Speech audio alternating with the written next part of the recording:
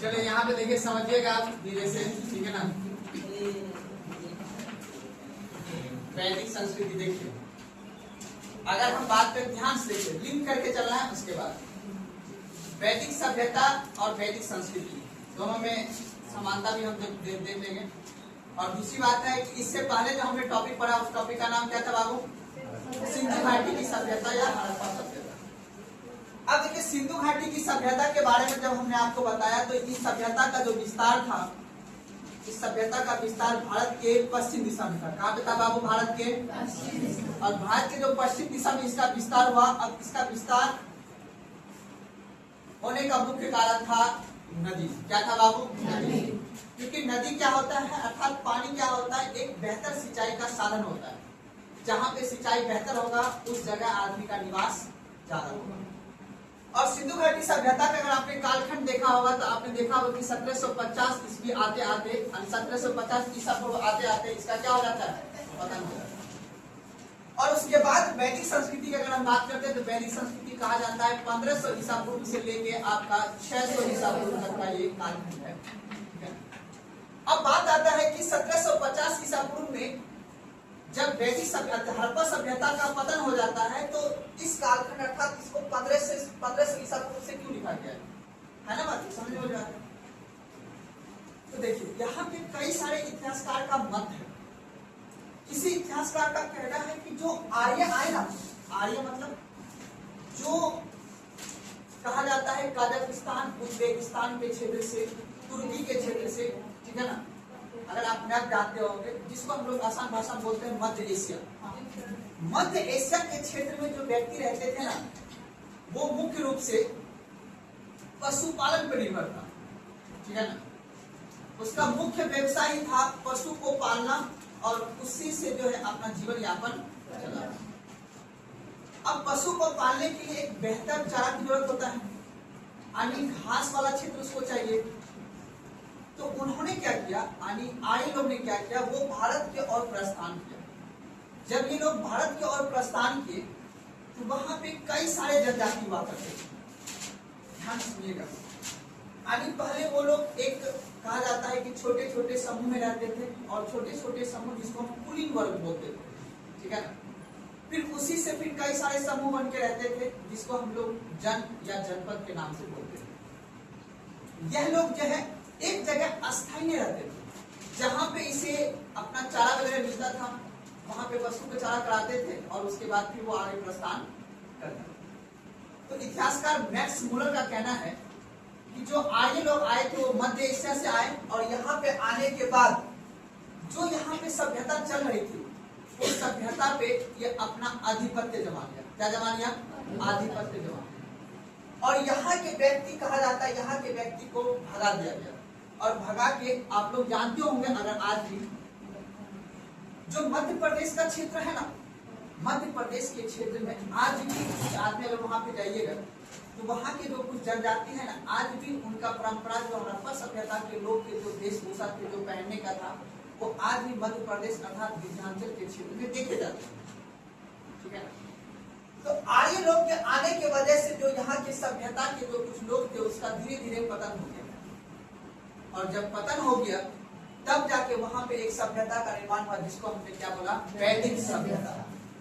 वैदिक सभ्यता इसलिए बोला हमने, क्योंकि इसी कालखंड में, इसी समय में, अर्थात 1500 ईसा पूर्व से लेकर 600 ईसा पूर्व के बीच में ही वेद का निर्माण होता है, जो आपको बताएंगे भी।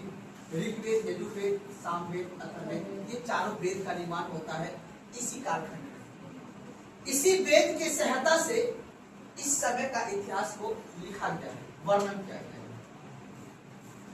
अब हमें ये समझना है कि जो ये सभ्यता आया, और ये सभ्यता जब आई, तो ये सभ्यता का यहाँ पे विकास करने का एक रीजन था कि यहाँ पे सिंधु नदी बहती थी। इसी की कई सारे जो सहायक नदियां हैं, ये सभी नदी यहाँ पे बह रही थी। और उसके बाद इस क्षेत्र में गंगा नदी बह रही थी, और इधर यमुना नदी। तो कहा जाता है आर्य जब आए, तो आने की वजह से इस क्षेत्र में, अर्थात सिंधु और गंगा के क्षेत्र में अपना क्षेत्र को विस्तार किया, यानी यहाँ पे एक कबीला बना के रहने लगा। आपने देखा होगा आज भी ये जनजाति है यहाँ पे, आर्य लोग जो भारत के मूल निवासी आज आप लोग देखते होंगे, ये लोग क्या करते हैं, गाड़ी पे पूरा सामान को लोड करते हैं और कहीं ना कहीं जाकर जो आज जो वर्तमान में जो एसटी समुदाय के व्यक्ति होते हैं ना, वो व्यक्ति वही कहा जाता है इतिहासकार के द्वारा कि वही आर्य लोग हैं, जो अपना एक जगह कहीं पे निवास कुछ समय के लिए रहते हैं वहां से फिर वो जाके अपना गाड़ी में सामान लोड करके फिर वो दूसरे जगह निवास करने लगते, उसका कोई एक अस्थायी निवास नहीं होता। आज के समय वो दिखता है। तो कहा जाता है कि उस समय में जब वो लोग आए तो यहाँ पे रहने के क्षेत्र में निवास करने लगा और निवास करने की वजह से अब इसकी जो है एक सभ्यता का निर्माण कर देता है। तब इतिहासकार कहा जाता है कि 1500 ईसा पूर्व से लेकर 600 ईसा पूर्व के अंतर्गत यहाँ पे दो तरह का सभ्यता आया। दो तरह का सभ्यता इसलिए हम बोल देते हैं क्योंकि ऋग वैदिक काल के अंतर्गत याद रखिएगा यहाँ पे सिर्फ सिंधु और गंगा के क्षेत्र में इसका विस्तार हुआ था, लेकिन फिर समय बीतता गया तो ऋग वैदिक काल को हम लोग 1500 ईसा पूर्व से लेकर 1000 ईसा पूर्व के बीच हम लोग इसको अध्ययन करते हैं। फिर कहा जाता है इसी वैदिक सभ्यता के लोग को लोहे का औजार मिला, अर्थात लोहे का प्राप्ति हुआ। जब लोहे की प्राप्ति हुआ तो कहा जाता है कि एक नई क्रांति का जन्म हुआ।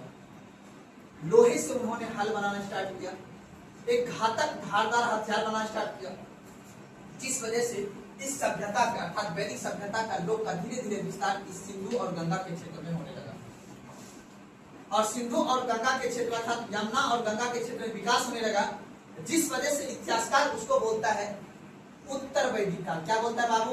उत्तर वैदिक काल। ये था ज्यादा विकसित था। ऋग वैदिक काल के तुलना में ये उत्तर वैदिक काल क्या था? ज्यादा विकसित था। तो सिंधु और गंगा के क्षेत्र में विकास होता है ऋग वैदिक काल का, ठीक है।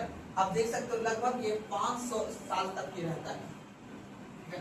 और उसके बाद उत्तर वैदिक काल आपका 1000 ईसा पूर्व से लेकर 600 ईसा पूर्व के बीच कौन सा रहता है? उत्तर वैदिक काल।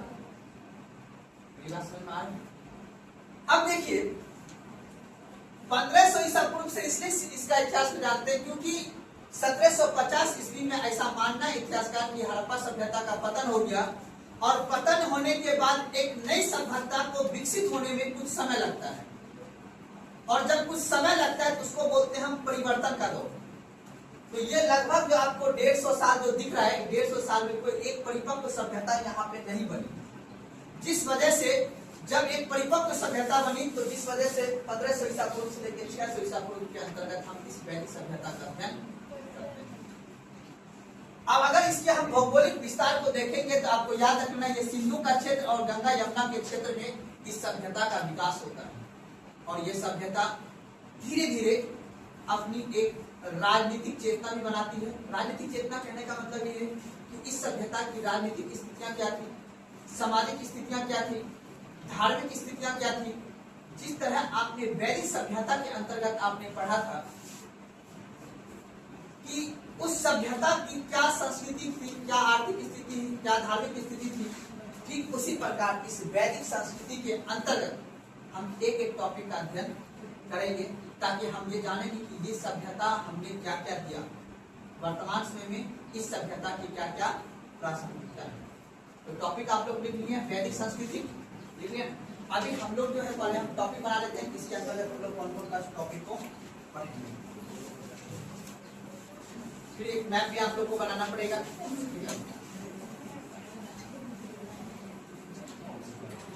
लिखिएगा वैदिक संस्कृति, लिखिएगा 1500 ईसा पूर्व से लेकर 600 ईसा पूर्व।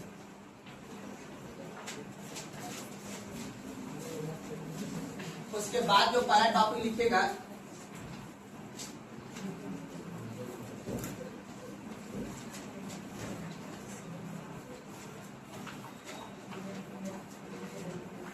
आर्यों का आगमन।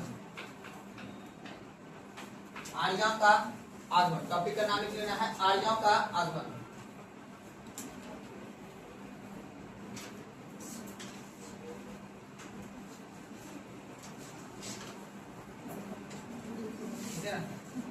एवं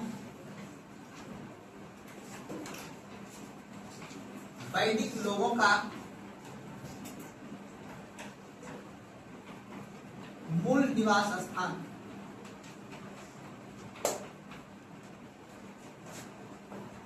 हम ये देखेंगे कि जो हमारे देश में जो वैदिक सभ्यता के लोग थे वो मूल स्थान कहाँ के रहने वाले, बस 2 लाइन में लिख लेंगे, इसको समझ जाएंगे। उसके बाद हम लोग देखेंगे वैदिक संस्कृति का भौगोलिक स्थिति, वैदिक संस्कृति का भौगोलिक स्थिति। मैप पे हम ये समझने का प्रयास करेंगे इस सभ्यता कहाँ पे विकसित हुई थी, क्योंकि हम जब ये समझ लेंगे कि ये सभ्यता कहाँ पे विकसित हुई थी, वहाँ की भौगोलिक सिचुएशन से हम ये आइडिया लगा लेंगे कि यहाँ की सभ्यता कैसी थी। उसके बाद हम लोग देखेंगे ऋग वैदिक काल। उसके बाद हम लोग देखेंगे उत्तर वैदिक काल। उसके बाद देखेंगे हम लोग लास्ट टॉपिक में, जिसका नाम रहेगा वैदिक साहित्य।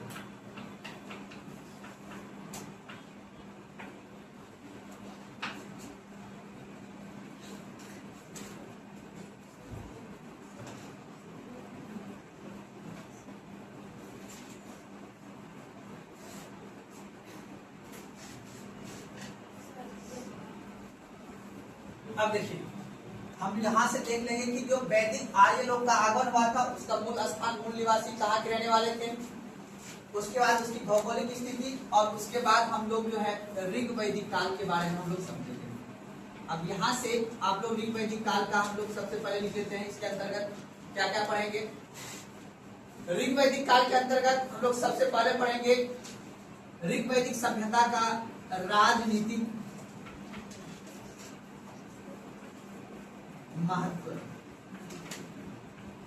इसी के अंतर्गत हम लोग देखेंगे 10 राग का युद्ध।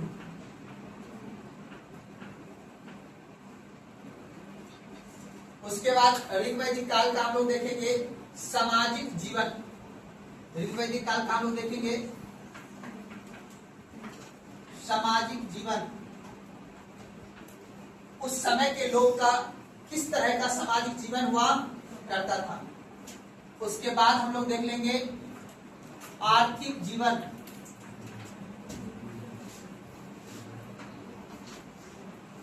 उसके बाद देखेंगे धार्मिक जीवन।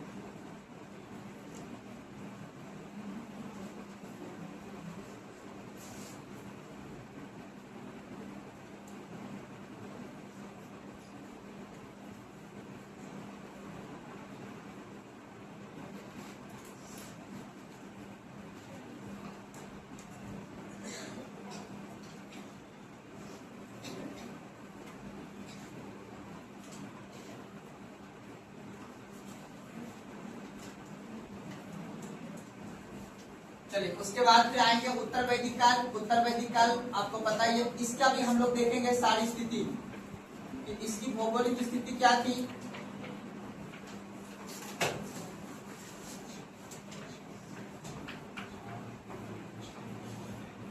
भौगोलिक स्थिति। फिर इसकी हम लोग देख लेंगे सामाजिक स्थिति, देखेंगे राजनीतिक,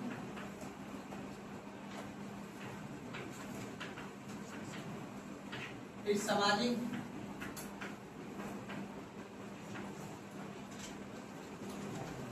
सामाजिक स्थिति देख लेंगे। उसके बाद आर्थिक स्थिति देख लेंगे और लास्ट में हम लोग देख लेंगे धार्मिक स्थिति। और फिर लास्ट में हम पढ़ लेंगे वैदिक साहित्य, वेद के बारे में देख लेंगे। उसके बाद उपनिषद, आर्य,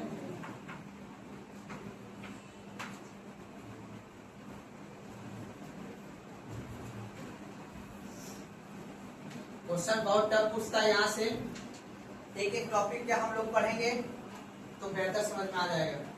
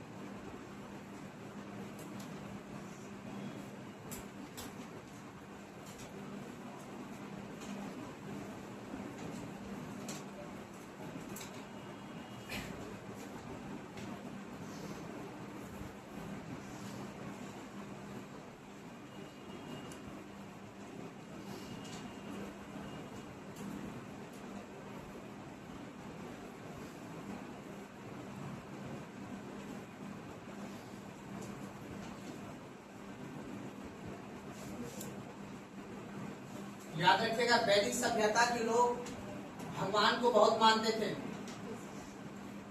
क्वेश्चन पूछेगा कि इंद्र भगवान, ठीक है ना, जिक्र कितने बार हुआ है, पूछता ना जी।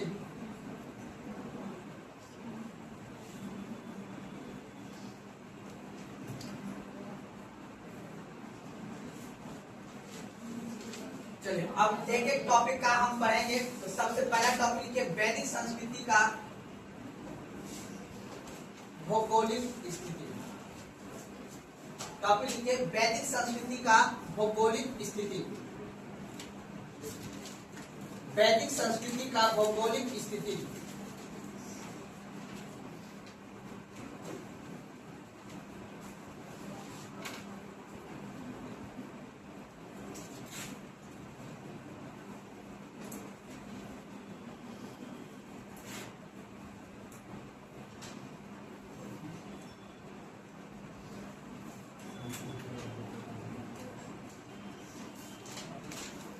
देखिए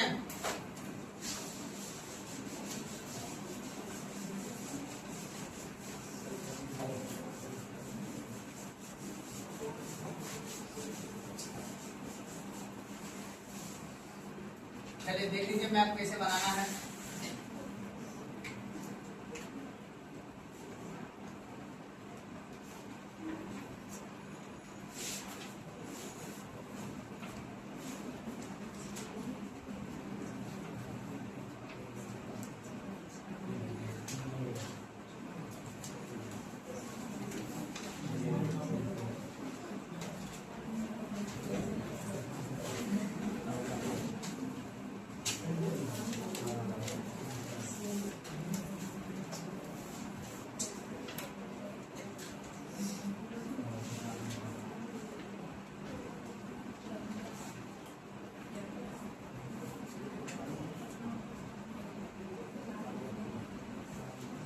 ये उस समय का मैप है, याद है ना, इस समय का, जब अफगानिस्तान पाकिस्तान सब।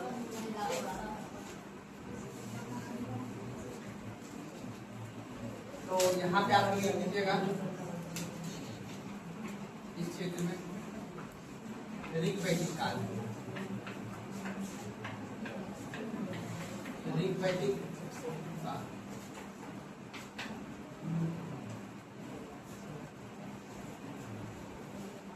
बना लीजिए मैप सब आदमी। याद रहे कि हिमालय के दक्षिण में है ये, दक्षिण में।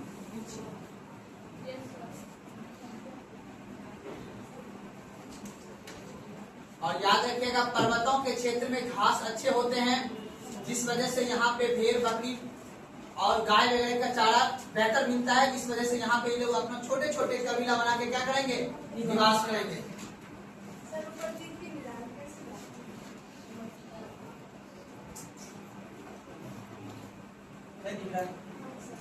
लाइट चमक रहा है, अच्छा बढ़िया। बताओ यहाँ उसमें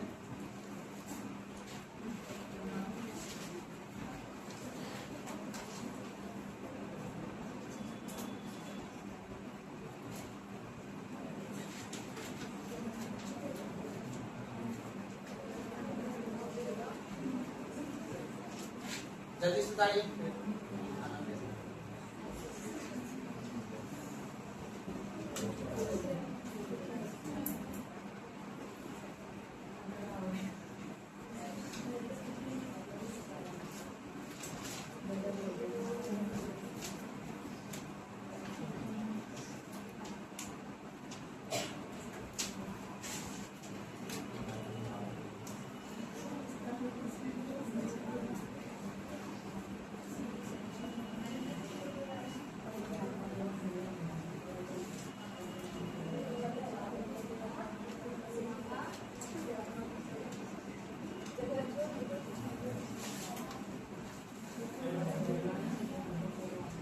लिख लें जी।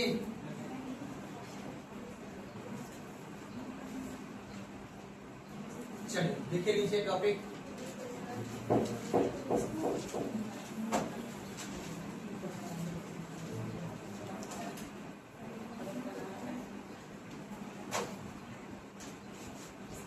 देखिएगा, वैदिक संस्कृति के लोगों का मूल निवास स्थान। वैदिक संस्कृति के लोगों का मूल निवास स्थान।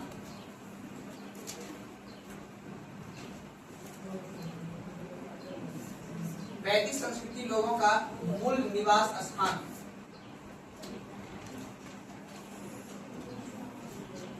चलो अब देखिए, याद रखिएगा, अगर आपको वर्ल्ड का पहले लिख लीजिए, उसके बाद समझाएंगे।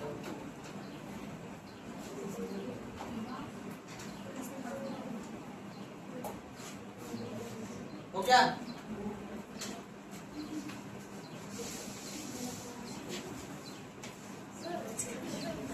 जल्दी बनाइए,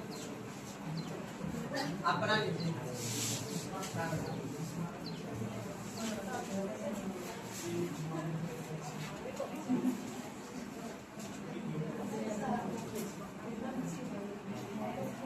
ये नदी बह रही है, इधर गंगा यमुना नदी है। कोई भी सभ्यता का विकास नदी के किनारे होता है। पहले समझ रहे हो, आज भी वर्तमान में भी जहाँ पे ऊर्जा रिन्यूएबल एनर्जी ज्यादा रहेगा वहाँ पे ही लोगों का विकास ज्यादा होगा। ठीक उसी प्रकार आज से 3500 वर्ष पीछे जाना है। कब जाना है? 3500 वर्ष पीछे देखना है कि ये सभ्यता ने आखिर किस तरह से अपना जीवन को यापन किया, चाहे वो राजनीतिक स्थिति हो, चाहे वहाँ की समाज कैसी थी, वहाँ की अर्थव्यवस्था कैसी चलती थी, वहाँ की धार्मिक स्थिति कैसे चलता था। आज हम लोग जो देवी देवता का पूजा करते हैं, कहीं ना कहीं वैदिक संस्कृति से ही प्रेरित होकर आज भी हम देवी देवता का क्या करते हैं? पूजा करते हैं। तो इसी चीज के बारे में हम लोग समझने का प्रयास करेंगे। तो पहला जो टॉपिक आपने देखा वो क्या है बाबू? जो आर्य लोग आए थे वह कहाँ के रहने वाले? देखिए, आप यहाँ अगर विश्व के मानचित्र देखे होंगे, पृथ्वी क्या है बाबू? गोल। क्योंकि 2 क्वेश्चन पूछता है, एक का नाम है मैक्स मूलर और एक का नाम है बाल गंगाधर। ये दोनों के स्टेटमेंट पूछता है। ये दोनों का कहना हुआ, यानी मैक्स मूलर जो इतिहासकार जो विद्वान थे, उनका कहना था कि नहीं, जो आर्य लोग आए थे ना वो मध्य एशिया से। कहाँ से आए थे बाबू? तो अगर आप जानते होंगे कि हमारा जो पृथ्वी है, हमारा पृथ्वी जो है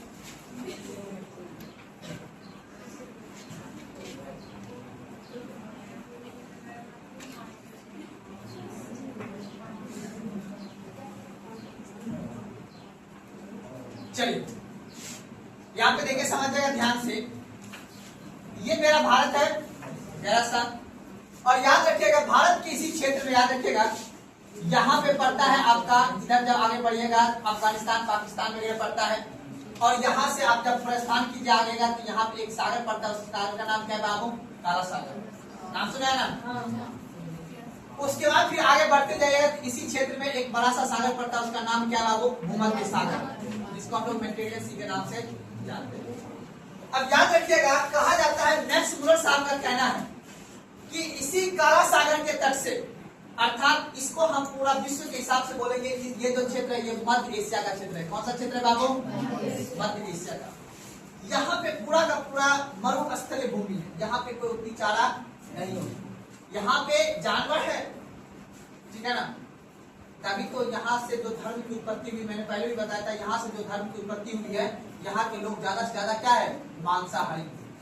लेकिन इस जानवर को पालने के लिए उसे जो चारा चाहिए वो चारा इस क्षेत्र में नहीं, क्योंकि ये क्षेत्र पूरा का पूरा मरुस्थलीय क्षेत्र था, पूरा का पूरा रेतीली मिट्टी।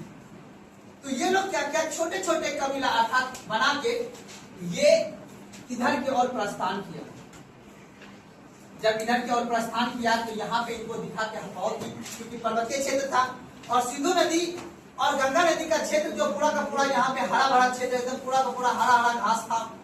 तो इनको लगा, आर्य लोग को लगा कि यहाँ पे हम निवास कर सकते हैं, तो अपना छोटे छोटे कबीले बना के वहां पे रहना प्रस्थान किया।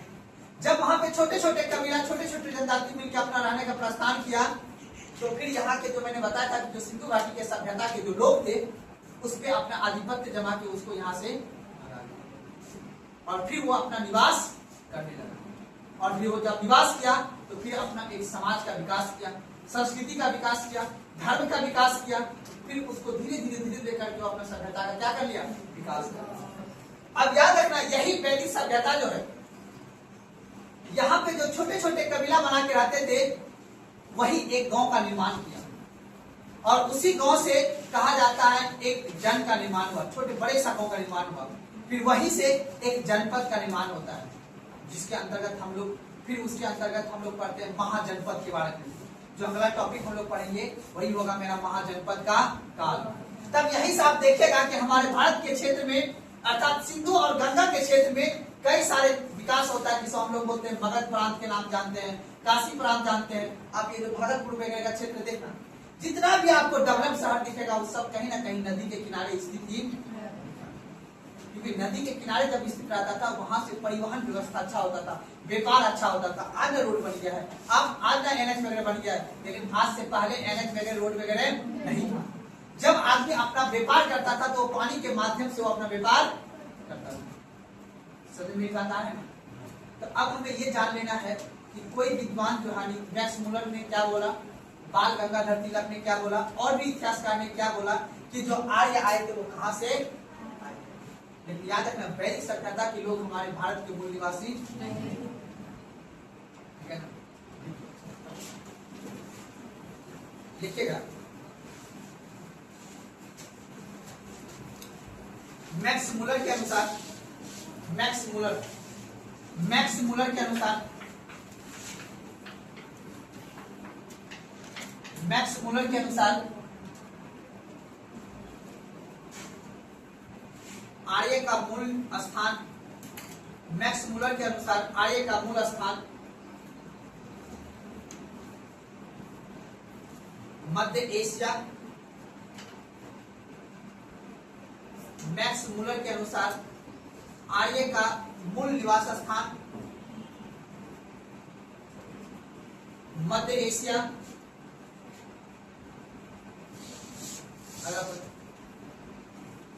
तिलक के अनुसार, तिलक के अनुसार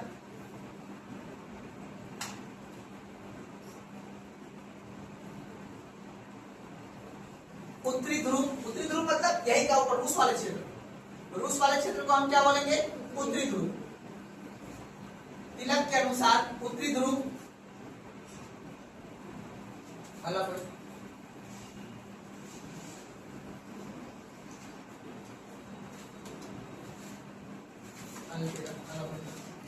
अविनाश चंद्र के द्वारा, अविनाश चंद्र के द्वारा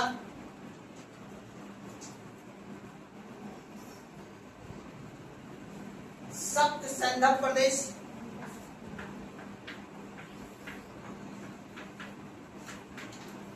सप्त सैंधव प्रदेश, अविनाश चंद्र के द्वारा सप्त सैंधव प्रदेश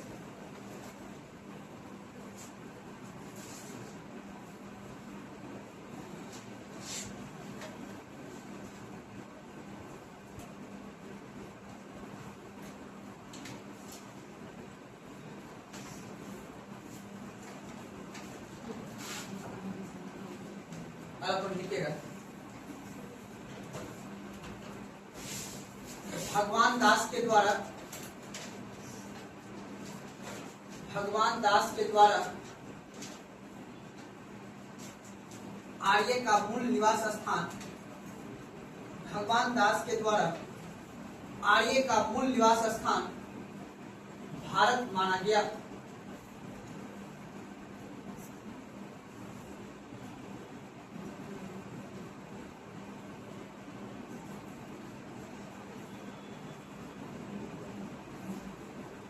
काला पढ़ लीजिएगा।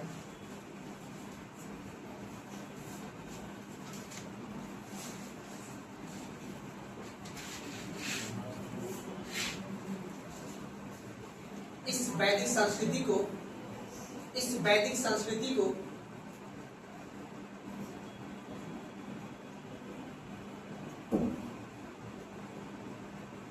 अध्ययन करने के लिए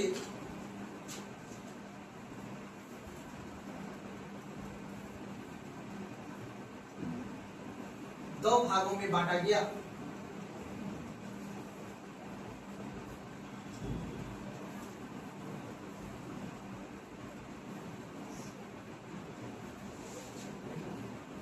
देखिए, याद रखिएगा, सिंधु घाटी के सभ्यता एक नगरीय सभ्यता थी। क्या सभ्यता कौन सी थी बाबू? नगरीय सभ्यता। क्योंकि ये जो अब देखो, इसको इसलिए बोला जाता है कि विदेश से आए हुए थे, क्योंकि जो आर्य लोग थे ना, वो ग्रामीण जीवन जीते थे, ठीक है ना। ये लोग में युद्ध करने की प्रवृत्ति ज्यादा था।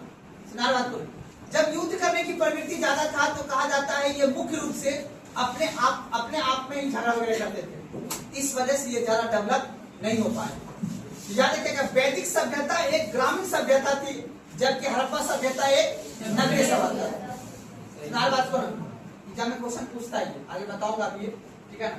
तो अब याद रखिएगा, इस वैदिक संस्कृति बोलो या वैदिक सभ्यता लगभग एक ही बात है, क्योंकि इसमें वेद का निर्माण हुआ इस कालखंड में, इसीलिए हम इसको वैदिक संस्कृति के नाम से भी जानते हैं। लेकिन कहीं कहीं किताब में आपको वैदिक सभ्यता लिखा दिखेगा, ठीक है ना, याद रखिएगा। तो इस वैदिक सभ्यता को अध्ययन करने के लिए हम इसको कितने वर्गों में बांटा बाबू? 2 वर्गों। क्यों? क्योंकि कहा जाता है कि 1000 ईसा पूर्व के आसपास में एक लोहे का साक्ष्य प्राप्त हुआ, और वहीं से इतिहासकार का मानना है कि वैदिक सभ्यता 2 खंडों में विभाजित हो गया है। 2 खंडों का मतलब विभाजित ये नहीं, 1000 से लेके 600 ईसा पूर्व का जो सभ्यता थी ना, वो अधिक विकसित हुआ है। उसमें कहा जाता है समाज बहुत विकसित हुआ। तो इतिहासकार ने बोला कि नहीं, अभी जो पूरा वैदिक सभ्यता है ना, ये पूरा वैदिक सभ्यता को हम 2 वर्गों में अध्ययन करेंगे। एक करेंगे 1500 ईसा पूर्व से लेके 1000 ईसा पूर्व, जो 5 साल का इतिहास रहेगा। इसमें धीमा परिवर्तन होता है, समाज के अंतर्गत जो होती है वो धीमा परिवर्तन होता है, चाहे वो राजनीतिक परिवर्तन हो, चाहे वो सामाजिक धार्मिक कोई भी परिवर्तन हो। लेकिन जो उत्तर वैदिक काल होता है, उसमें लोहे का साक्ष्य मिलने की वजह से अच्छे बेहतर कृषि उत्पादन हो जाता है। तब धीरे धीरे उस सभ्यता का विस्तार जो है ना, ये गंगा और यमुना नदी का कहा जाता है कि पूरा का पूरा बिहार यूपी के क्षेत्र तक हो जाता है।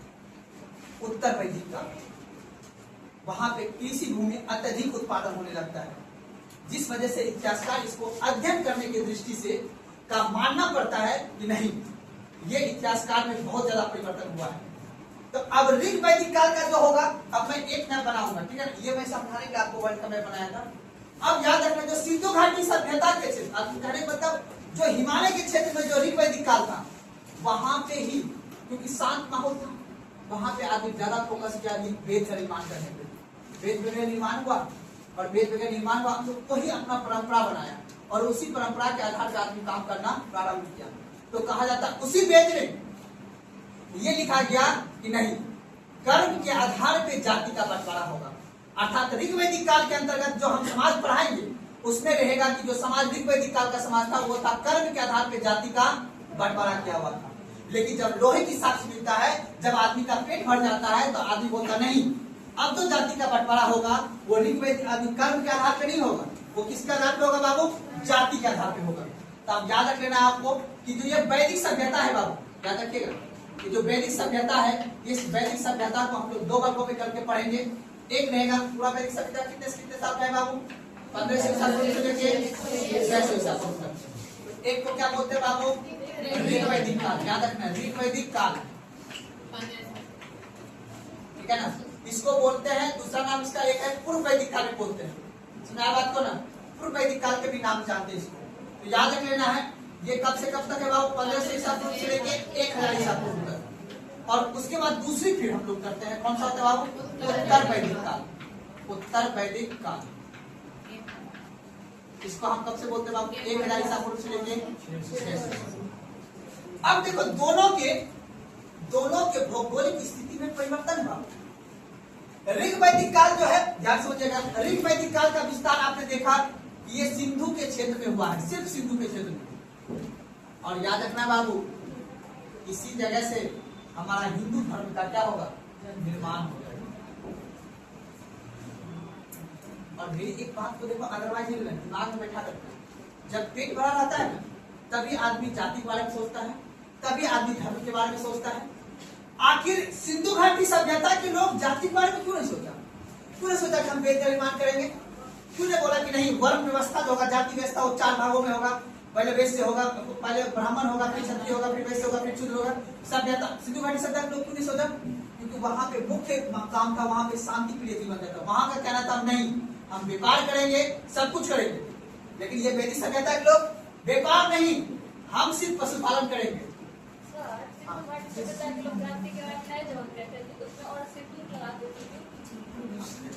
अब ये ध्यान हम किसी भी चीज का ध्यान समझिएगा, सिंदूर लगाना एक जाति का परंपरा थोड़ी ना हुआ। हम कह रहे हैं कि जो वर्ण व्यवस्था, जैसे कि आप वैदिक सभ्यता के अंतर्गत देखो कि नहीं, यहाँ पे साफ साफ लिखा हुआ है कि वैदिक सभ्यता के लोग अपना अनटचेबिलिटी, कहने का मतलब जो लड़ाई वगैरह करता था उसको क्षत्रिय बोलता था, जो सेवा करता था उसको शूद्र बोलता था। आखिर ऐसा क्यों? सिंधु घाटी सभ्यता में ऐसा क्यों नहीं हमको देखने को मिला? क्योंकि वो एक सभ्यता, एक नगरीय सभ्यता थी। नगरीय का मतलब वहां पे सब पढ़े लिखे आदमी थे, मतलब पढ़े लिखे मतलब एक व्यापारी, व्यापार करता होगा, पढ़ा लिखा होगा तभी नहीं व्यापार करता होगा। वहां पे कृषि, पशुपालन और व्यापार, ये तीनों मुख्य व्यवसाय था। कहाँ का? सिंधु घाटी सभ्यता।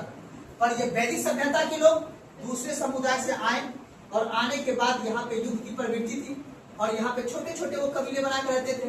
वो एक ग्रामीण सभ्यता के तौर पे जीते थे और जिस वजह से ये अपना आप को विकास नहीं कर पाया और इसका मुख्य काम रह गया सिर्फ पशुपालन करना। और यहीं पे आप देखिएगा यहाँ पे जाति वगैरह का परंपरा बहुत ज्यादा चलने लगता है। और तभी जाके अब जो होगा धार्मिक आंदोलन होगा, यानी धर्म के बीच युद्ध होगा। यहीं पे फिर धर्म का निर्माण होगा, बौद्ध धर्म और जैन धर्म आएगा। आप किताब में पढ़ते भी होंगे कि वैदिक सभ्यता के बाद आपका यहाँ पे द्वितीय नगरीकरण होगा। द्वितीय नगरीकरण का मतलब होता है अब यहाँ से समाज, अर्थात उत्तर वैदिक काल के बाद से समाज में काफी परिवर्तन हो जाएगा। पेट भरा रहेगा समाज का और समाज फिर जाति के बारे में सोचेगा, धर्म के बारे में सोचेगा। इस तरह की परंपरा समाज में चलने लगेगा। तब जाके जैन धर्म का निर्माण होगा, बौद्ध धर्म का निर्माण होगा। तब धीरे धीरे जो यहीं पे मगध का, तब आदि युद्ध करना प्रारंभ हो जाएगा। आपने देखा कि सिंधु घाटी के सभ्यता में एक भी युद्ध नहीं हुआ। वैदिक सभ्यता से अब युद्ध स्टार्ट होगा। फिर आगे चल के जो हम महाजनपद काल पढ़ेंगे, मगध के बारे में पढ़ेंगे, हर्यक वंश पढ़ेंगे, मौर्य वंश पढ़ेंगे, उस सब में अब सिर्फ युद्ध ही नजर आएगा। सत्ता का विकास के लिए, सत्ता के निर्माण के लिए हमें युद्ध करना पड़ेगा। तो जब जब जिस चीज की चुनौतियां थी उस तरह से सभ्यता का विकास हुआ। समझ मेरी बात आ रही है ना? तो दिक्कत है ना? तो आप लोग क्या कीजिए, थोड़ा सा 2-3 पॉइंट लिख लीजिए, उसके बाद हम लोग आगे बढ़ जाएंगे। तो लिखिएगा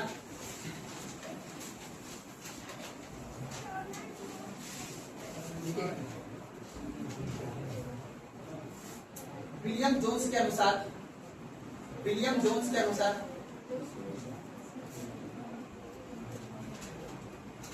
विलियम जोन्स के अनुसार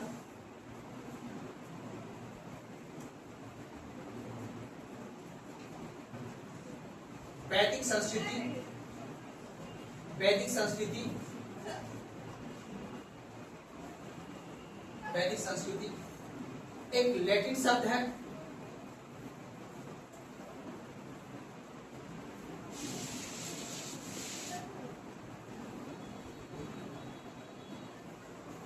वैदिक संस्कृति एक लैटिन शब्द है। अलग वर्ड लिखेगा, लैटिन शब्द। लैटिन समझते हो?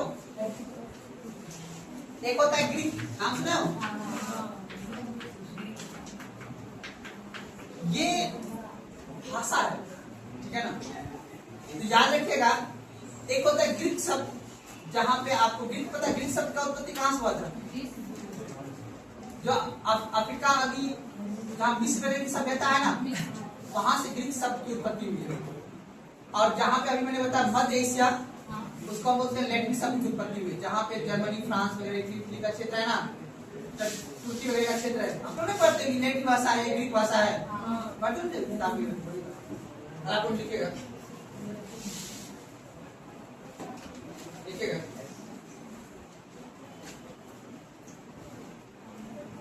देखिएगा, वैदिक सभ्यता में, वैदिक सभ्यता में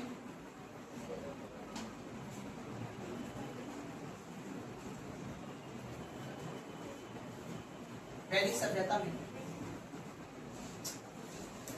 आर्य शब्द का, वैदिक सभ्यता में आर्य शब्द का 33 बार उल्लेख है। वैदिक सभ्यता में आर्य शब्द का 33 बार उल्लेख है।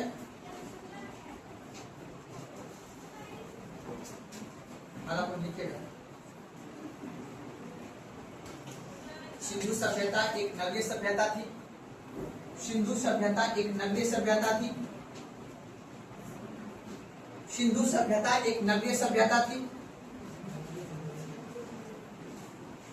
सिंधु सभ्यता एक नगरीय सभ्यता थी, जबकि वैदिक सभ्यता, जबकि वैदिक सभ्यता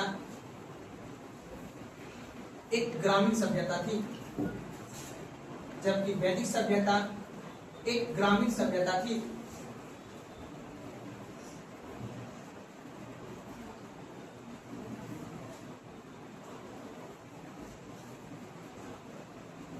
कोई दिक्कत? अगर टॉपिक लिखे आप लोग ऋग वैदिक काल, टॉपिक लिखिए ऋग वैदिक काल, ऋग वैदिक काल।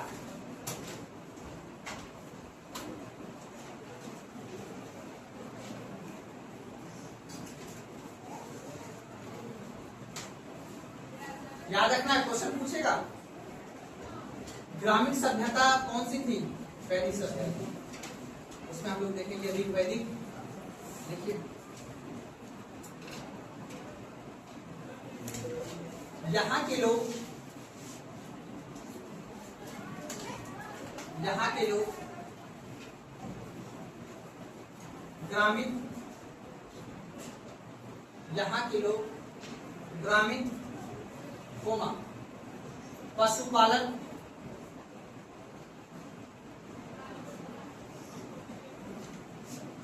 आधारित जीवन जीते थे।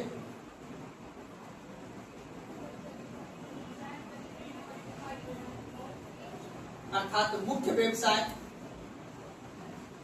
अर्थात मुख्य व्यवसाय पशुपालन था।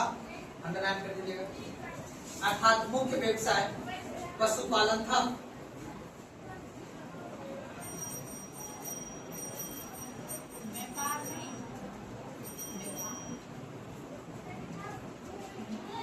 व्यापार का साक्ष्य हमें प्राप्त सिंधु घाटी के सभ्यता से हुआ है।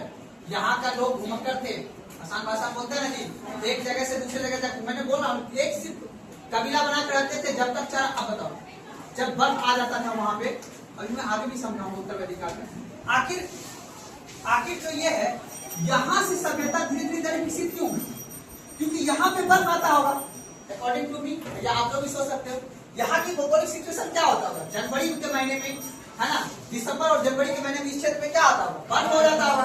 तो अब यहाँ पे चला आदमी से गाय खाएगा, तो अपना गाय को पाले के फिर वो इधर से कहाँ प्रस्थान कर जाते, इधर की ओर, तो इधर चला अधिक होता होगा। तो इसलिए अब धीरे धीरे इधर भी विकास होने लगा। एक जगह वो निवास नहीं करते थे, वो अपना घुमक्कर जीवन जीते थे। इसलिए तो नगरीय सभ्यता नहीं बन पाई ना, वो ग्रामीण क्षेत्र ही रह पाए। और मुख्य व्यवसाय अपना पशुपालन करते थे, पशु का चलाते थे, फिर उसी से अपना जीवन यापन व्यापार चलाते थे। समझ में बात ना? इस काल में, इस काल में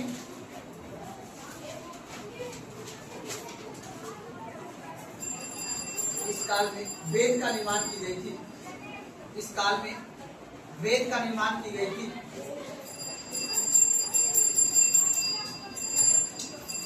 इस काल में वेद का निर्माण की गई थी।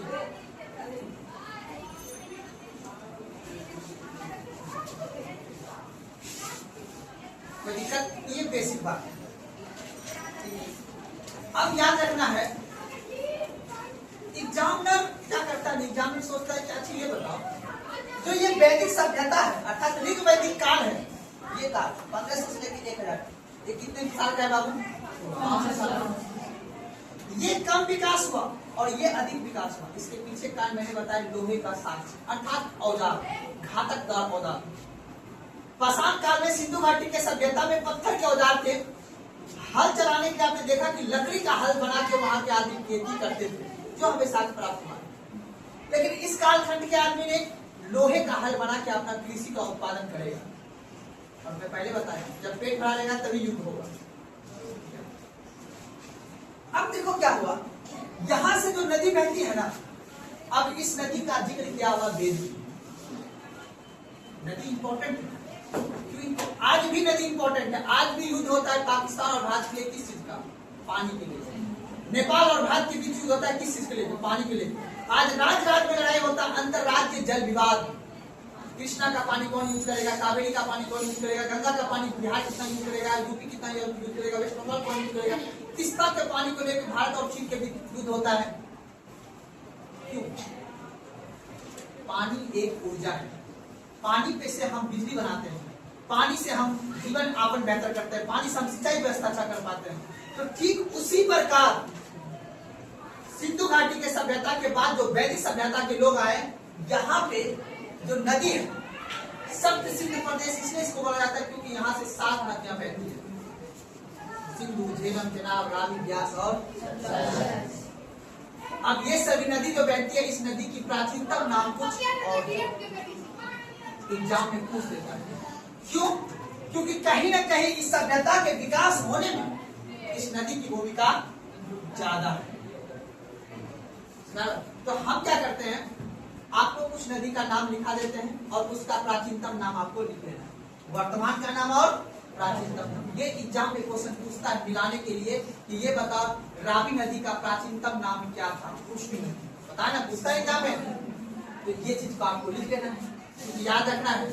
यही पितास्ता का युद्ध आगे चल के करवाएगा, बहुत ही घातक क्षेत्र है बाबू। ये सारा खेल साम्राज्य का है। यहाँ पे प्राचीन इतिहास में आदमी पैसा से ज्यादा साम्राज्य के लिए लड़ा करते थे। यहाँ पे आगे चल के इतिहास में देखेंगे हम लोग। तो टॉपिक लिख लीजिए आप लोग, ऋग वैदिक काल की प्रमुख नदियां। ऋग वैदिक काल की प्रमुख नदियां,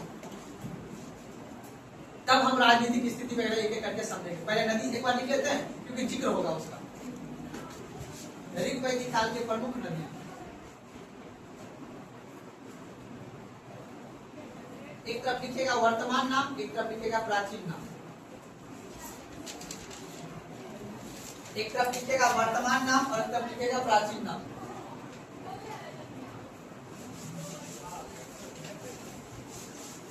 एक तो सिंधु का तो सिंधु ही है, वो तो आसान है, वो पूछता भी नहीं एग्जाम में। ठीक है, सिंधु का नाम सिंधु नहीं पूछेगा, ठीक है ना, वो एक ही नाम है, जिससे कोई दिक्कत नहीं।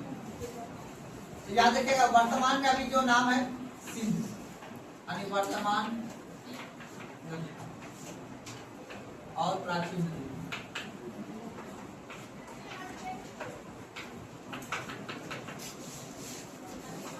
लिखिएगा लिखिएगा सबसे पहले सिंधु, यानी सिंध का लिखिएगा सिंधु। दूसरा लिखेगा सतलज, दूसरा लिखेगा चिनाब, चिनाब।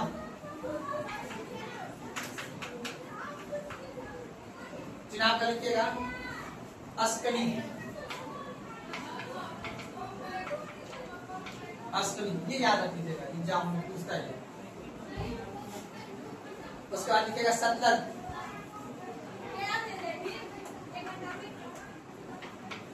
सतलज का नाम लिखेगा सतुद्री।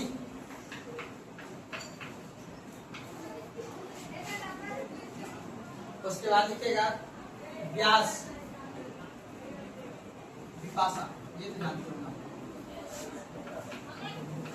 व्यास का लिखेगा विपाशा, विपाशा, विपाशा। उसके बाद लिखेगा रावी,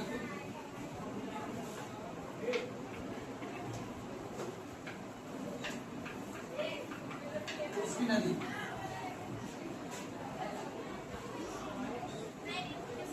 झेलम, वितास्ता, वितास्ता।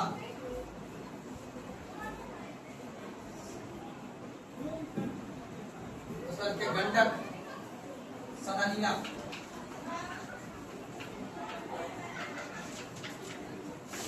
सदानीरा। समय के साथ नदी का नाम बदल जाता है।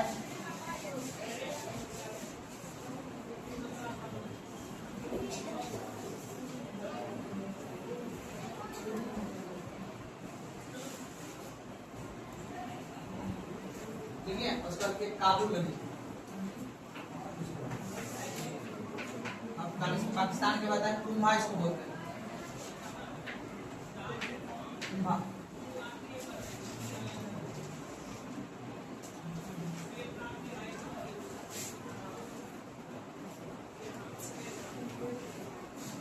ठीक है ना। ये नाम यदि नदी का नाम याद रखना, देखो सिंध का नहीं याद करना, चिराग का पूरा याद कर लेना है, ब्यास का, रावी का, झेलम का। अपने बिहार की एग्जाम में पूछता है गंडक का नदी का नाम क्या है, सदानीरा। ये पूछता है एग्जाम, आप तो जानते भी हो, तो याद रख लीजिएगा। इसका नाम याद रख लीजिएगा। चिराग का नाम क्या है आपका, अस्करी नदी, और सतलज का जो है उसका ब्यास का, बिपाशा, रवि का पुरुष नदी, झेलम का विदास का नदी। ठीक है, एग्जाम पूछता है, थोड़ा सा ध्यान रख लीजिएगा। उसके बाद चलिए अब मुख्य रूप से फाइल 2 लाइन लिख लीजिए इसके बीच में, लिखिएगा।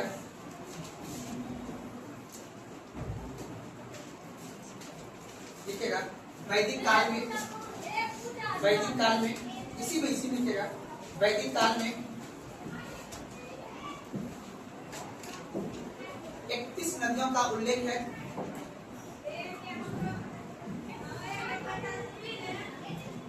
वैदिक काल में 31 नदियों का उल्लेख है।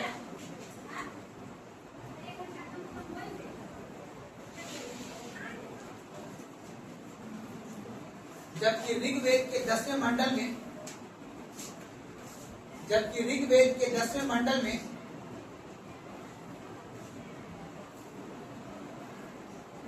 जबकि ऋग्वेद के 10वें मंडल में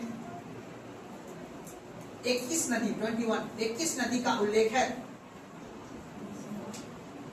ऋग्वेद के 10वें मंडल में, ऋग्वेद के 10वें मंडल में 21 नदी का उल्लेख है। देखो याद रखिएगा, जो ऋग्वैदिक काल है, तो वेद हमने बताया था आपको स्टार्टिंग में, वेद कितने प्रकार के बाबू, 4 है।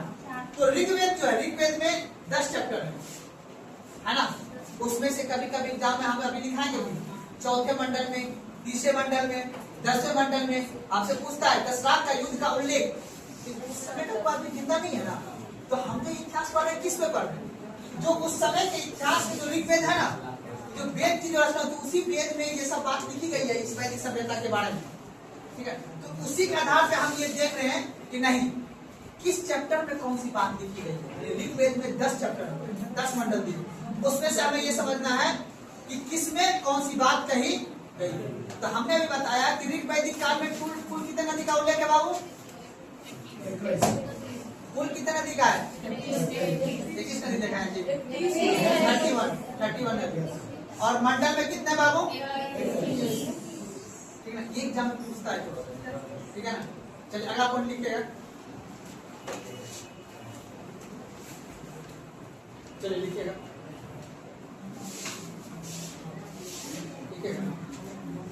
ऋग्वेद में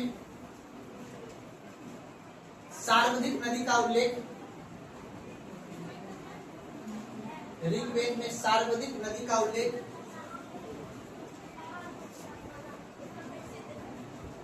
सिंधु नदी है। ऋग्वेद में सार्वधिक नदी का उल्लेख सिंधु नदी है।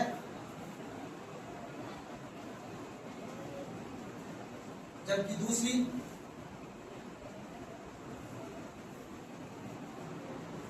सरस्वती नदी है।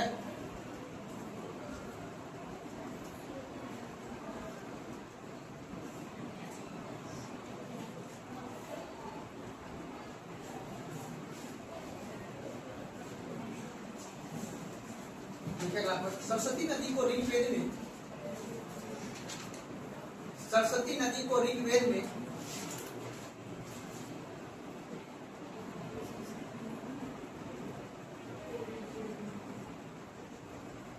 नदी तमा के नाम से जानते हैं। नदी तमा, ऋग्वेद में सरस्वती नदी का नाम नदी तमा नदी है।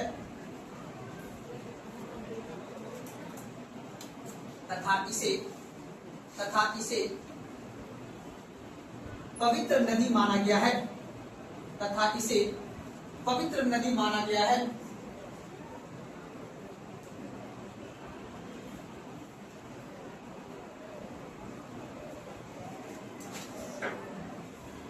पाकिस्तान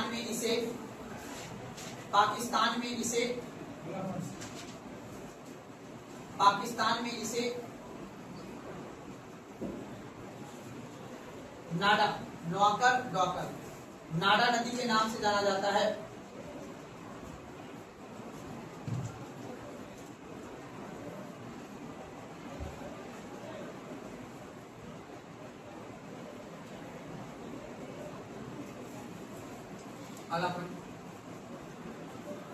ऋग्वेद में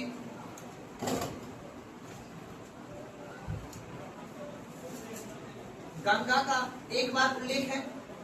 ऋग्वेद में गंगा का एक बार उल्लेख है।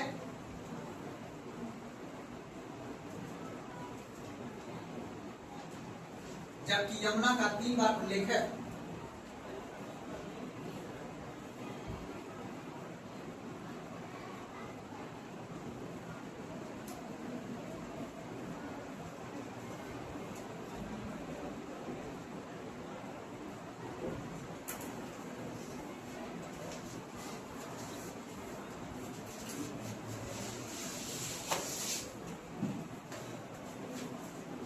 एक थोड़ा भौगोलिक सीमा समझ जाओगे तो मजा आ जाएगा। पहले समझा देते हैं। देखो, पहले तो आदमी को ये नहीं पता था क्या ये पहाड़ पर्वत क्या होता है। पहले का नहीं पता था।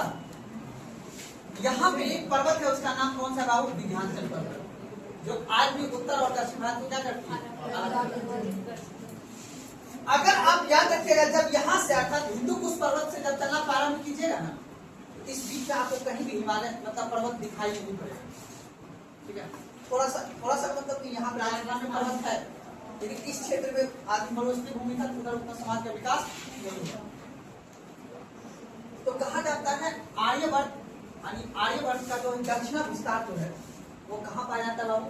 सिंधु नदी अर्थात विंध्याचल पर्वत के क्षेत्र। यहाँ से आपको पता है समुद्र का क्षेत्र लग जाता है ना। तो हमारे एग्जाम में ये पूछा जाता है कि वैदिक सभ्यता का दक्षिणी विस्तार, उत्तरी विस्तार, पूर्वी विस्तार और पश्चिमी विस्तार। ठीक है ना। तो थोड़ा सा लिख लेना है, उसके बाद तो लिखिए।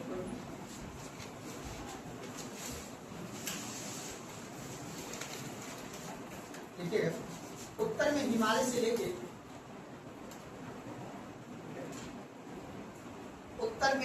से लेके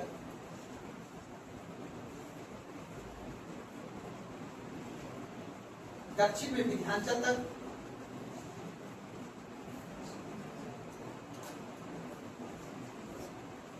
ठीक है, उसका लिखिएगा विंध्याचल तक, तथा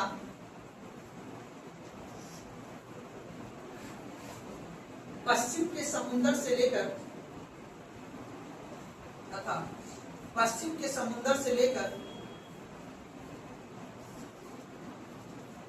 पूरब के समुद्र तक,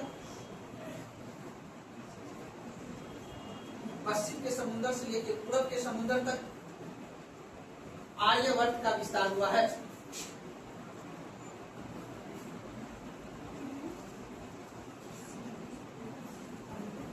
आर्यवर्त का विस्तार हुआ है।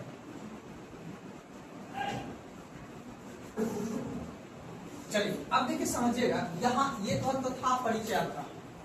ठीक है ना, कि वैदिक सभ्यता कहाँ पे है, उसका विस्तार कहाँ तक है। ठीक है ना। अब हम लोग एक एक सेक्शन को पढ़ेंगे, जिसमें सबसे पहला क्या रहेगा वो राजनीतिक। ठीक है ना। टाइम कितना बजे? टॉपिक लिखिए, ऋग वैदिक का राजनीतिक स्थिति, ऋग वैदिक काल का राजनीतिक स्थिति।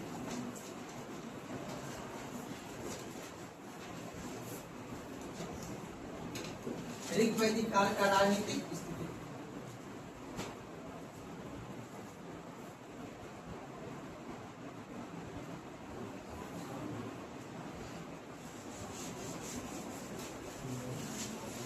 लिख वैदिक काल का राजनीति। एक डायग्राम बना लीजिए, क्योंकि डायग्राम याद रखिएगा तो ज्यादा दिन तक याद रहेगा क्वेश्चन, ठीक है ना।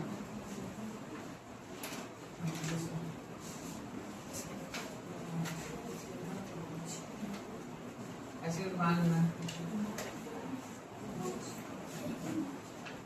बाद में सर्च कर लीजिए कुल, उसके बाद लिखिएगा ग्राम, उसके बाद लिखिएगा 20, उसके बाद लिखिएगा जन,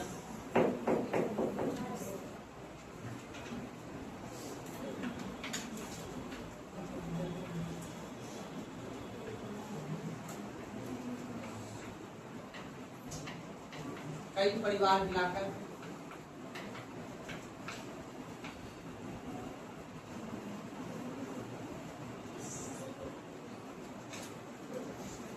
लिखना, कई गांव मिलाकर, कई गांव मिलाकर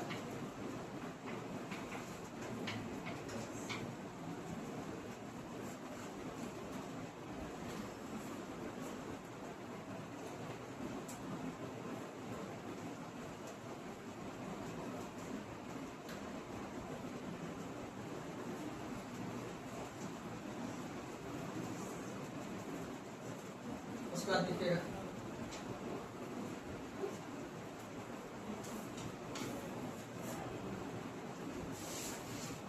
कई बड़े बड़े गांव मिलाकर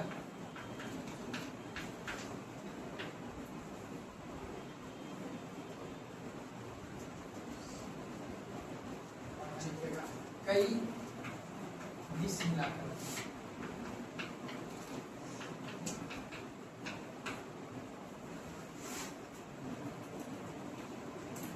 जैसे आज भी है ये परंपरा, ठीक है ना।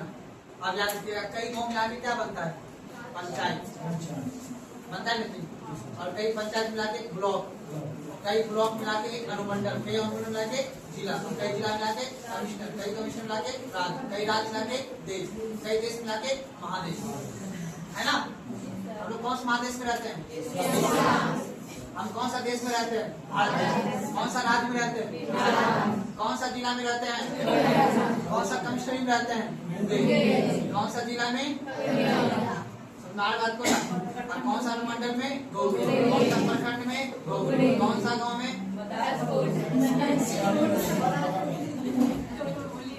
गलत बोल रहे हैं।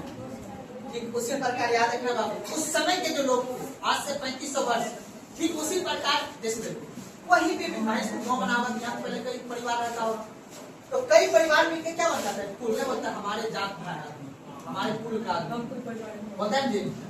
उसके बाद कई कुल मिलकर क्या बनाए, गांव बना, उसी प्रकार कई गांव मिला के क्या बना, ग्राम बना, यानी उसी का गांव बोलता है। उसके बाद क्या बना, 20, कई बड़े बड़े गांव मिला के 20 बनाया गया, और कई 20 मिला के क्या बनाया, एक जन बना, जो आज राज्य की संज्ञा में हम लोग जानते हैं, है ना। जिसको इसको हम जिला बोल सकते हैं, जिसको क्या बोल सकते हैं, उसमें वैदिक काल का जिला हो, एक अनुमान कर सकते हैं। इतिहास जो लिखी गई उसमें तो ऋग्वेद का आधार लिखी गई है। तो जैसे आज का समाज है, आज आप लोग देखते हो जो प्रशासनिक इकाई जो चलती है, इसी तरह साइड में देखिए, अब तक ब्लॉक में कौन बैठा रहता है, कौन बाबू, वीडियो साहब, और एक कौन रहता है, इंस्पेक्टर साहब, नाम सुने हो ना, इसको हम सीओ बोलते हैं, मतलब सीओ नहीं एसएचओ बोलते हैं, ठीक है ना। याद रखना वीडियो साहब का काम क्या होता है, विकास करना, ब्लॉक डेवलपमेंट ऑफिसर, उसका काम है कि कहाँ नाला बनना है, कहाँ क्या नहीं बनना है, उस सब का विकास करने का काम होता है। अनुमंडल में कौन बैठा रहता है जी, अनुमंडल में कौन बैठा रहता है, एसडीओ साहब। अगर उसे सब डिविजनल का मजिस्ट्रेट पावर दे दिया जाए तो उसको क्या बोलेंगे, एसडीएम साहब। छोटे मोटे जब झगड़ा होते हैं, आप लोग देखते होंगे, आप लोग छोटा मोटा झगड़ा करते होंगे, वो जहाँ पे ब्लड ना निकला उसी झगड़ा में, उसका निपटारा कहाँ होगा, गोवरी अनुमंडल में। कहाँ होगा जी, आप देखते होंगे एक महिला या पुरुष बैठा रहता है, एकदम पूरा एसडीएम, उसको एसडीएम का ताकत दिया रहता है, नहीं जानते हो जी। तो थोड़ा बेसिक बेसिक करा करो, आपको ऐसे काम नहीं चलेगा। पर कम से कम बता लो अभी का सिस्टम कैसे चल रहा है, सुना बात को ना। अब तो कमिश्नरी के अंतर्गत कौन कौन होते हैं जी, अपन लोग का कमिश्नरी कहाँ है? पीछे लड़का बताना। मुंगेर। कमिश्नरी कैसे बनता है? 3, 4, 5 जिला। बिहार में कितना कमिश्नरी है? 9 कमिश्नरी। 9 कमिश्नरी है। जाना बात बोला। ये सब बेसिक बात जाना करो, ठीक है ना, ताकि पता चले कि पढ़ने के बाद जो आपके ऊपर जो जिम्मेदारी दिया जाएगा वो कितनी बड़ी जिम्मेदारी दिया जाता है, ठीक है। एक वीडियो जो होता है, एक वीडियो कितना गांव का मालिक होता है? कम से कम 200 गांव का। 200 गांव समझ लो, 150 से 200 गांव होता है उसके अंदर। कम से कम 25 से 30 जो है ना पंचायत होता है। तुम्हारा बात को ना, ये बेसिक बात जाना करो। वीडियो काम क्या होता है, वीडियो काम क्या होता है, वीडियो काम क्या होता है। चलिए आइए, अभी हम लोग जो पढ़ रहे हैं उसका पढ़ेंगे, उसके बाद ठीक है जी। चलिए अगर अपन लिखेगा, हाँ इसी में अब थोड़ा सा जगह बात यहाँ ब्रैकेट लिख लीजिएगा। यह राजनीति का छोटी इकाई। आज की राजनीति का सबसे छोटी इकाई कौन होता है बाबू? गांव में मुखिया से छोटा कोई आदमी है? मुखिया सरपंच से छोटा कोई आदमी है जी? कौन है? बात तो इससे याद रखना, हमारे गांव में जो जनप्रतिनिधि होते हैं, मुखिया सरपंच होते हैं ना जी, उसका काम क्या होता है? गांव का देखरेख करना। तो सबसे छोटी इकाई किसको बोलते हैं बाबू? कुल को बोलते हैं, ठीक है ना।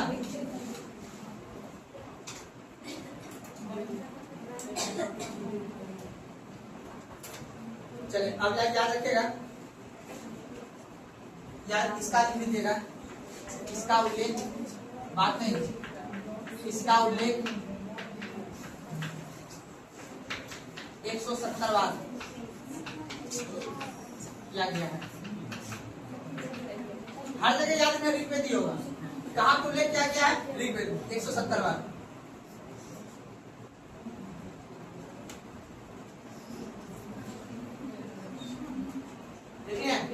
और याद रखिएगा, इसका याद रखिएगा जन का 275 बार।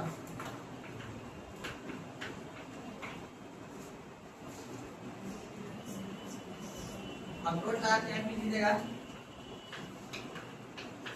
जनपद का उल्लेख नहीं है, पूछता ही है जनपद का उल्लेख, जनपद शब्द, ठीक है, इसकी बात में जनपद का उल्लेख नहीं है, नहीं हुआ है।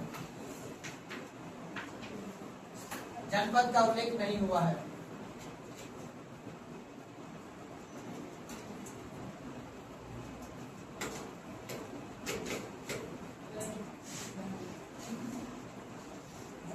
अब देखो, एक राष्ट्र का निर्माण कैसे होता है।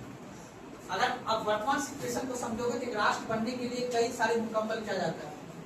तुम धन्य बनाओ उस व्यक्ति का जिनका नाम था सरदार पटेल, है ना जी। सरदार पटेल को ये जिम्मेदारी दी गई थी आजादी के समय में कि कैसे हम अपना देश को मुकम्मल करना है। तो अगर वो व्यक्ति नहीं रहते तो आज भारत माँ का आंचल कहीं से और फटा रहता, कहीं और फटा रहता है ना जी।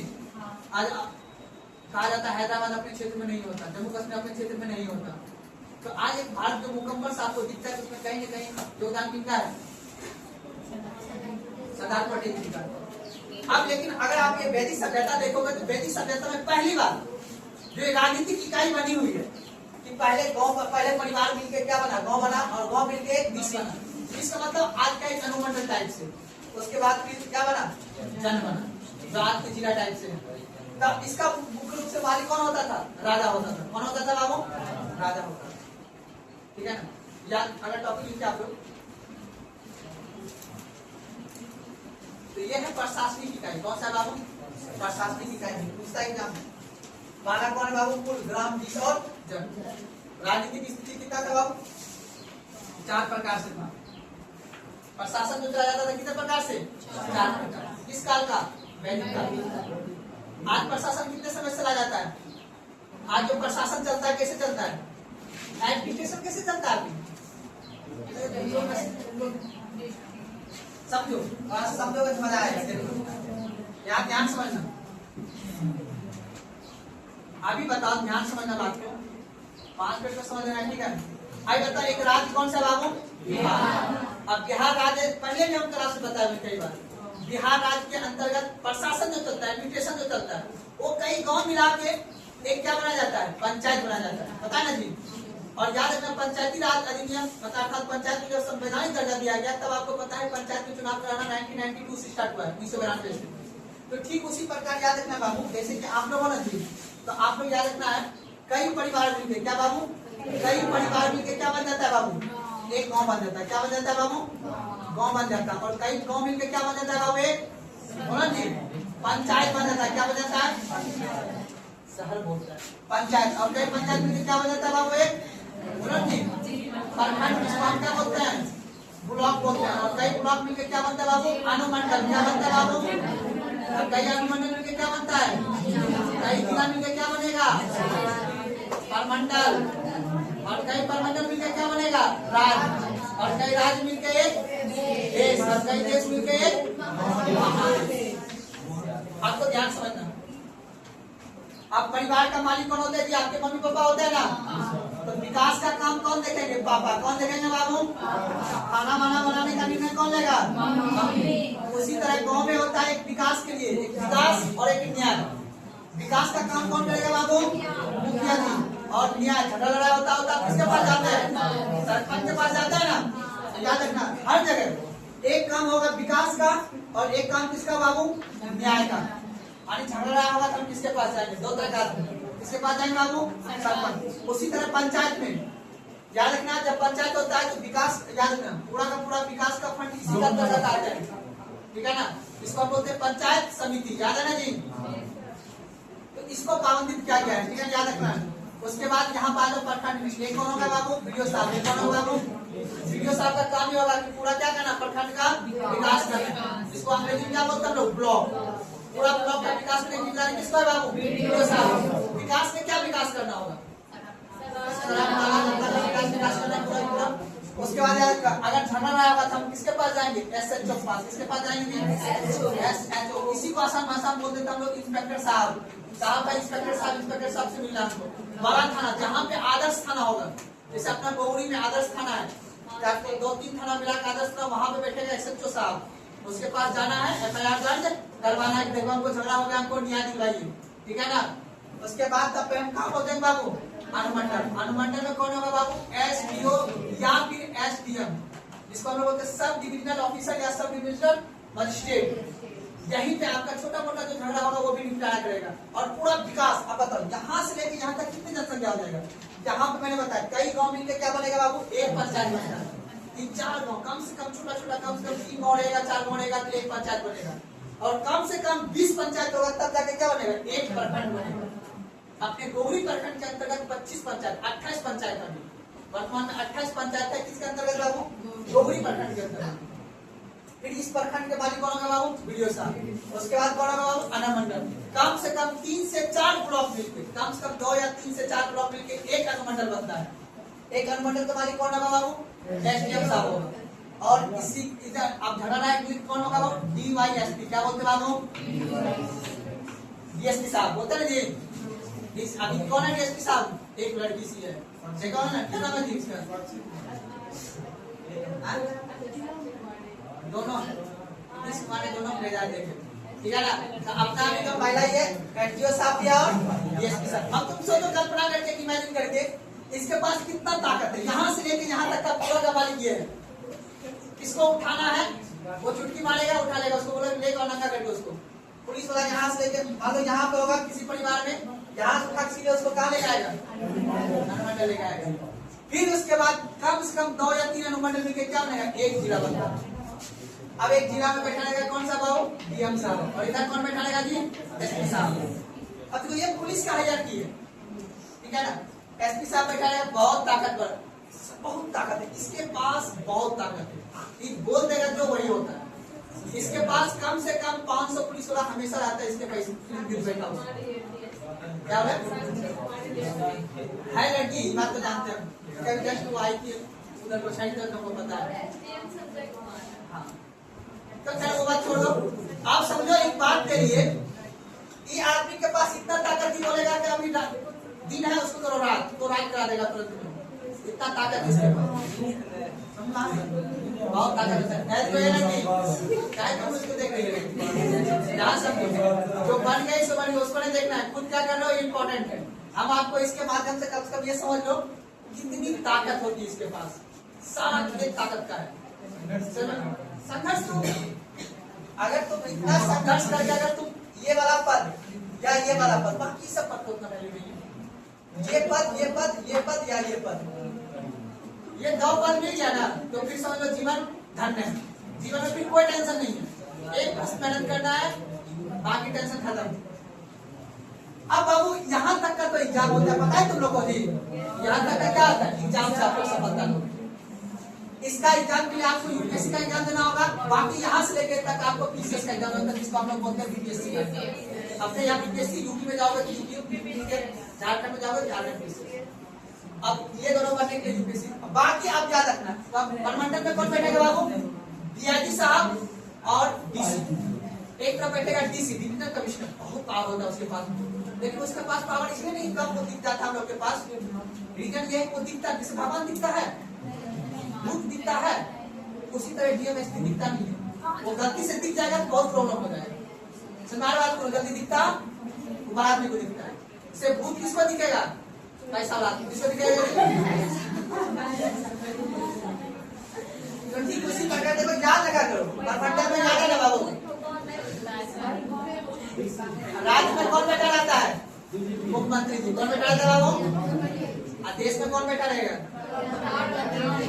यही है बाबू अपने देश में प्रशासनिक इकाई समझा बात को ना इस तरह से क्या क्या है जब अपन हाथ में बाबू यहाँ तक की ताकत है ठीक है ना आपको सबसे अगर व्यक्तिगत मेरे से पूछा जाए सबसे ज्यादा ताकत किसके और इसके पास इतना ताकत पता है क्या कहता है अच्छा आप मेरा बेटे ठीक कर दें कोई बात नहीं आपको सरकारी गोली मारेंगे टेंशन आप कुछ मेरा बिगाड़ पाइएगा बोल देता है गोली मार देता है कुछ भी करना ही क्या होगा वो